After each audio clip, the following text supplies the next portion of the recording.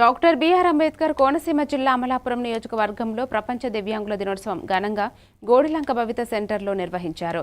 Deputy collector G mummy మాట్లాడుతూ భవిత కేంద్రాల ద్వారా దివ్యాంగులకు అన్ని సౌకర్యాలు లభిస్తున్నాయని, తల్లిదండ్రులు పిల్లలను చదివించి భవిష్యత్తుకు సిద్ధం చేయాలని సూచించారు.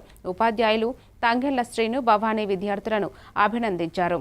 ఎంవీబీ సత్యనారాయణ 10వ తరగతి విద్యార్థులకు 100% ఉత్తీర్ణత సాధించాలని ఆకాంక్షించారు. ఈ కార్యక్రమంలో విద్యాశాఖ అధికారులు, ఉపాధ్యాయులు, తల్లిదండ్రులు, పిల్లలు అధిక సంఖ్యలో పాల్గొన్నారు.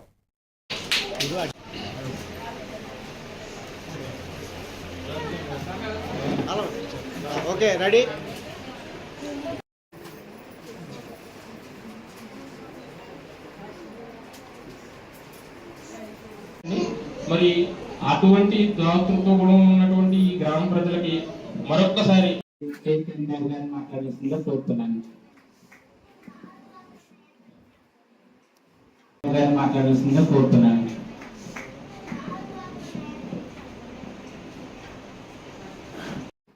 ఇక్కడ కవితా సెంటర్ లో చెప్పిన లెసన్స్ మీరు ఇంటి దగ్గర కూడా కొంచెం ప్రాక్టీస్ చేసి వాళ్ళకి కొంచెం అడిషనల్ టైం.